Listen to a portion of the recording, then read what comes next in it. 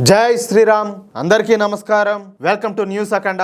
నేను మీ కస్తూరి శ్రీధర్. మిత్రులారా, మన భారత సాయుధ దళాలు మరింత వేగంగా నిర్ణయాలు తీసుకునేలా మన మోడీ ప్రభుత్వం కీలక నిర్ణయం తీసుకునింది. రక్షణ మంత్రి రాజ్నాథ్ సింగ్ గారు సైన్యంలో ఉన్నటువంటి ఫీల్డ్ కమాండర్ల ఆర్థిక అధికారాలను భారీగా పెంచుతూ కొన్ని కొత్త మార్గదర్శకాలను విడుదల చేశారు. Delegation of financial powers for defence services 2026 పేరుతో తీసుకొచ్చినటువంటి ఈ కొత్త నిబంధనల వల్ల సైన్యానికి మరింతగా స్వయం ప్రతిపత్తి అయితే లభించున్నది. రక్షణ రంగంలో నిర్ణయాలు వేగంగా తీసుకోవడం, సాయుధ దళాల సిద్ధతను పెంచడం ప్రధాన లక్ష్యంగా ఈ మార్పులన్నీ కూడా చేశారు. ఈ కొత్త నిబంధనల ప్రకారం సాయుధ దళాల ఆర్థిక అధికారాల పరిమితిని కొన్ని విభాగాల్లో ఏకంగా 100% వరకు, మరికొన్ని చోట్ల అంతకంటే ఎక్కువగా పెంచారు. అంటే క్షేత్రస్థాయిలో ఉన్నటువంటి సైనిక కమాండర్లు ఇకపైన ప్రతి చిన్న విషయానికి రక్షణ మంత్రిత్వ శాఖ అనుమతి కోసం ఎదురు చూడాల్సినటువంటి అవసరం అయితే ఉండదు. అవసరమైనటువంటి సందర్భాల్లో వాళ్ళే నేరుగా నిర్ణయాలు తీసుకునే అవకాశం అనేది ఉంటుంది. ఆర్మీ, నేవీ, ఎయిర్ ఫోర్సు, అలాగే కోస్ట్ గార్డుకు చెందినటువంటి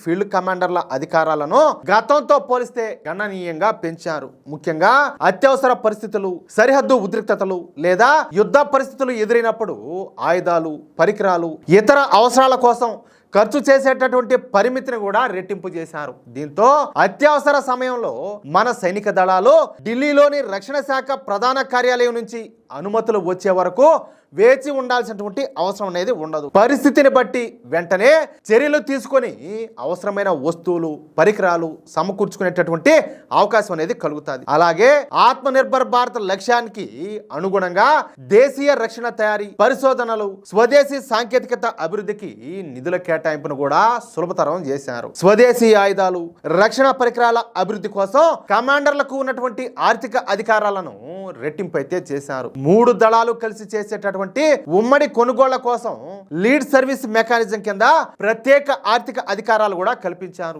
ఈ విధానంలో కొనుగోలు పరిమితులు సాధారణ అధికారాల కంటే ఎక్కువగా ఉంటాయి. దీనివల్ల 3 దళాల మధ్యన సమన్వయం పెరగడంతో పాటు నిధుల వృధా కూడా తగ్గుతుంది. ఇకపోతే సైనిక వాహనాలు, యుద్ధ విమానాలు, యుద్ధ నౌకల నిర్వహణ, అలాగే వాటి యొక్క మరమ్మతుల కోసం స్థానిక కమాండర్లు నేరుగా నిధులు విడుదల చేసేటటువంటి అధికారం కూడా పొందుతారు. దీంతో రక్షణ పరికరాలు ఎప్పటికప్పుడు సిద్ధంగా ఉండే అవకాశం అనేది ఉంటుంది. ఈ కొత్త నిబంధనల ప్రకారం క్షేత్రస్థాయి కమాండర్లకు నేరుగా నిర్ణయాలు తీసుకునే అధికారం ఇవ్వడం వల్ల రక్షణ మంత్రిత్వ శాఖ చుట్టూ తిరిగేటటువంటి సమయం కూడా తగ్గుతుంది. గతంలో చిన్నపాటి కొనుగోళ్లు లేదా మరమ్మతుల కోసం కూడా కేంద్ర ప్రభుత్వ అనుమతులైనవి ఖచ్చితంగా అవసరం అవుతా ఉన్నాయి. ఇప్పుడు వైస్ చీఫ్లు, ఆర్మీ, నేవీ, ఎయిర్ ఫోర్స్ కమాండర్లు, అలాగే దిగువ స్థాయి ఫార్మేషన్ కమాండర్లకి నేరుగా ఆర్థిక బాధ్యతలు అయితే అప్పగించారు. దీంతో ఫైళ్ల యొక్క కదలికలు వేగవంతం అవుతాయి. అలాగే పరిపాలనా అనుమతుల కోసం పట్టేటటువంటి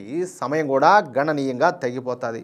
అత్యున్నత అధికారుల ఆమోదం కోసం ఎదురు చూడకుండా స్థానిక కమాండర్లే ఈ ఫైళ్లను త్వరగా ఆమోదించగలుగుతారు. సరిహద్దుల్లోనూ లేదా యుద్ధ పరిస్థితుల్లో మారుతున్నటువంటి ఈ పరిస్థితులకు అనుగుణంగా అక్కడికక్కడే నిర్ణయాలు తీసుకునే అవకాశం కూడా కలుగుతుంది. దీనివల్ల సాయుధ దళాల కార్యాచరణ సంసిద్ధత పెరగడమే కాకుండా శత్రువులపైన స్పందించేటటువంటి వేగం కూడా మరింతగా పెరుగుతుంది. ఈ వికేంద్రీకరణ వల్ల అధికారాలు మాత్రమే కాదు, స్థానిక అధికారుల బాధ్యత కూడా పెరుగుతుంది.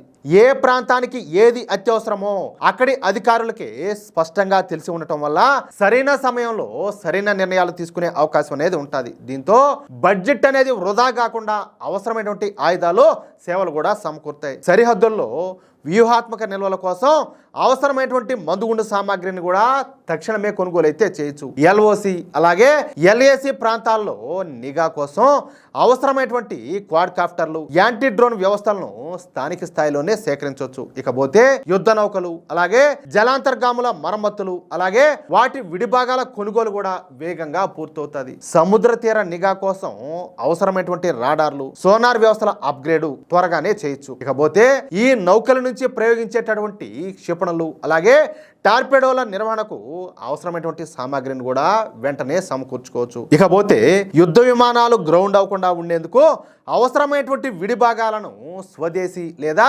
విదేశీ సంస్థల నుంచి త్వరగా కొనుగోలు చేసేటటువంటి అవకాశం కూడా ఉంటుంది. ఎయిర్ బేస్ల యొక్క ఆధునీకరణ, రన్వేల యొక్క మరమ్మతు పరికరాలు, అత్యవసర సిగ్నలింగ్ వ్యవస్థల కొనుగోలు కూడా వేగవంతం అవుతాయి.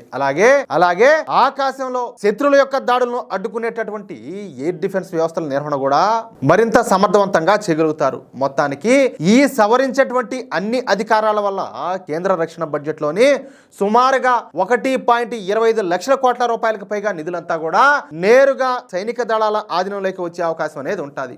దీనివల్ల రక్షణ రంగంలో నిర్ణయాలు వేగవంతం కావడంతో పాటు అత్యవసర పరిస్థితుల్లో భారత సాయుధ దళాలు మరింత సమర్థవంతంగా స్పందించేటటువంటి పరిస్థితి కూడా ఏర్పడుతుంది. అది విషయం. చూడండి ఎట్టున్నదో. గతంలో ఏంటంటే ఎవరైతే పైన ఉంటారు కదా అసలు పాలకుల, అంతెందుకు కాంగ్రెస్ ప్రభుత్వం ఉన్నింది, పైన ఈ కుటుంబం ఒకటి ఉన్నది కదా, ఎవరిది నెహ్రూ కుటుంబం, వాళ్ళు ఏది చెప్తే అది వాళ్ళు ఇస్తే తీసుకోవాలా. ఆ రావడంలోనే మంచుగడ్డలాగా కరిగిపోయి వస్తుంది. ఇంక వీళ్ళకేం వస్తుంది, కిందికి వచ్చేటప్పటికి వీళ్ళకేం అందుతుంది, వీళ్ళేం ఆయుధాలు సమకూర్చుకోగలుగుతారు.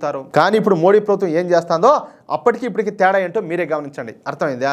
ఇది మోడీ పాలన అంటే. మిత్రులారా, ఈ న్యూస్ కనుక మీకు నచ్చినట్లయితే వెంటనే ఈ వీడియోని లైక్ చేసి మీ మిత్రులకు అలాగే మీరు ఉన్నటువంటి వాట్సాప్ గ్రూపుల్లోనూ తప్పనిసరిగా షేర్ చేయండి. అలాగే ఈ వీడియో పైన మీ యొక్క అమూల్యమైనటువంటి అభిప్రాయాలను ఖచ్చితంగా కామెంట్ రూపంలో తెలియజేయండి. ఇంకో విషయం ఏంటంటే, ఇంతవరకు మీరు గనక మన ఛానల్ను సబ్స్క్రైబ్ చేసుకున్నట్లయితే ప్రతి ఒక్కరూ కూడా మన ఛానల్ను సబ్స్క్రైబ్ చేసుకోండి, సపోర్ట్ చేయండి ప్లీజ్. జై శ్రీరామ్, జై హింద్, భారత్ మాతాకి జై.